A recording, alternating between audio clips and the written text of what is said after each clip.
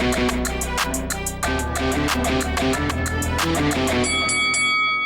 guys, welcome to Boxing Squad for boxing news and views from around the internet. There seems to be a general consensus among fans that while Kubrat Pulev may go some rounds with Anthony Joshua, ultimately he will be beaten and stopped in potentially spectacular fashion, with Joshua then moving on to what people see as a more interesting fight. There is almost a sense of, okay, let's get this over with, and Pulev has largely been written off for this fight, scheduled to take place in June 2020 in London, but it could be shifted due to current events in the world.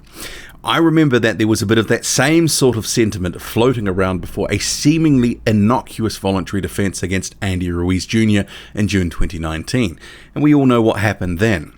So we have this case of an IBF mandatory challenger in Pulev, a fight no one but Pulev's ardent supporters were demanding, and we have some comments recently, Eddie Hearn saying that he's been sending Joshua certain things that have been in the media to keep him motivated.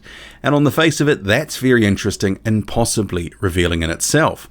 So while Joshua, he's got to ensure he's not letting his mind wander and that he's fully dialed in for the Pulev fight, there will be no such motivation issues for the veteran Bulgarian contender, who will approach his second title shot, which will likely be his last. Pulev has waited more than 5 years for this title shot, having been knocked out by Vladimir Klitschko in 5 rounds in 2014. It was Klitschko's last dominant performance. He faced a prime version of Pulev who came in just a little too confident, and he thought he was going to dominate the longtime champ. But unfortunately for him, he found himself on his behind in the first round after being dropped with a left hook. Pulev, he hit the deck a few more times before being knocked out with a left hook in the 5th round. In the years since, Pulev has fought sparingly as he positioned himself once more for a title shot, and he almost had it again against Joshua in late 2017, but he pulled out injured 12 days before the fight, so in stepped Carlos Takam in his place. But even before the pullout, there was a sense from Kubrat Pulev that he had to have everything right, everything go his way, and prior to the fight being announced, he had stated publicly he wanted a 4-month training camp. And remembering, there was a period before the Pulev fight announcement where Joshua's camp, they were waiting on Vladimir Klitschko. Would he trigger the rematch clause with Joshua? And that certainly 2017 and all that sort of going on feels a long time ago now, doesn't it? And the IBF, after Kubrat Pulev's injury withdrawal, they made him go through a final eliminator to secure the mandatory position once more, and he did. He beat Huey Fury in Bulgaria in 2018, a performance where he looked better than in some previous fights, and he was noticeably in better shape. And since then, he's had a couple of stay busy tune-ups in 2019, one of which I will touch on a little bit later on. But consider this. Pulev has been targeting a second title shot since he flamed out against Vlad in 2014, and he's specifically been targeting Joshua for the best part of 3 years.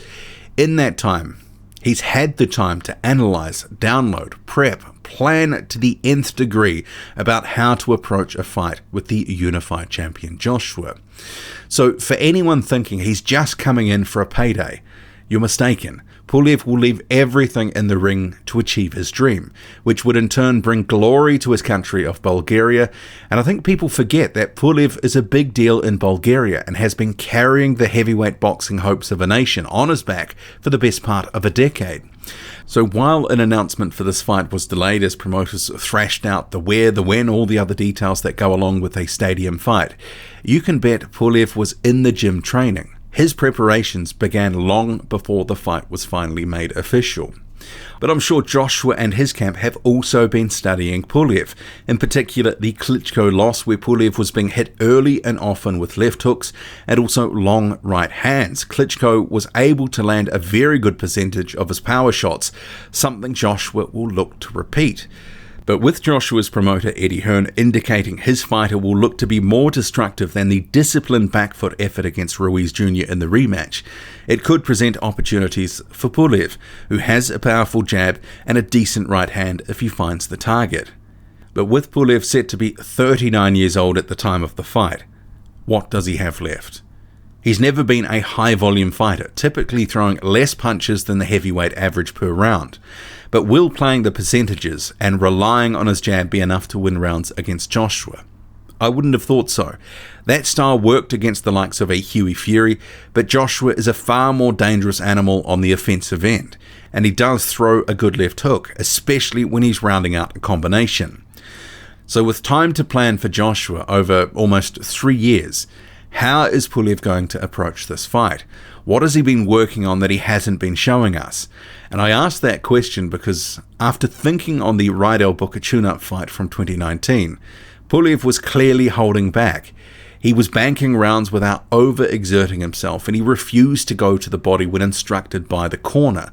Something about that really troubled me because it was there on offer, and whenever Pulev seldomly went to the body, it had Booker in trouble.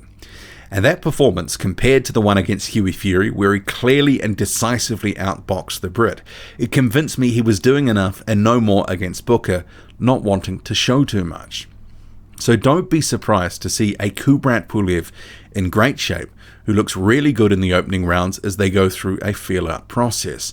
He won't be short of motivation. This is last chance saloon for Kubrat Pulev. But what is the game plan? Just trying to box with Joshua, it won't be enough. He won't win a long-range battle. Maybe we will see a bit more aggression from Pulev. And given that Joshua has been clipped and hurt with left hooks before, think Ruiz, White, Povetkin, I could see Pulev absolutely looking for that punch, either lead left hooks or on the counter. But that is also a punch that could be a concern for him too. So he will need to use controlled aggression and pick his moments. His promoter Bob Arum says Pulev will knock Joshua out. And that might have to be the strategy, in all honesty. Pulev has a slight height and reach disadvantage, and if he decides to work at range, I could see Joshua picking up rounds through a higher degree of activity and shots landed. So something's got to give in this fight. So maybe it is knockout or bust for Pulev. Maybe he has to go to the inside to try and rumble Joshua. He's definitely going to have to pull out something that we either haven't seen or haven't seen for a while. And it wouldn't surprise me if Pulev can hurt Joshua, buzz Joshua at some point in the fight, but knocking him out, that's another story. That would be against how many fans see this fight playing out. But it is heavyweight boxing after all, and one punch can change everything. Just ask Joshua that. It's something he knows all too well.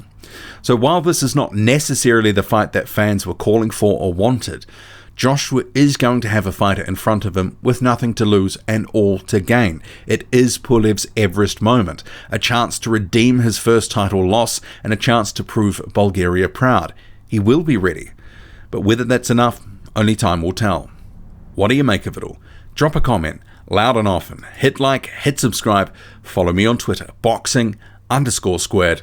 I'm out.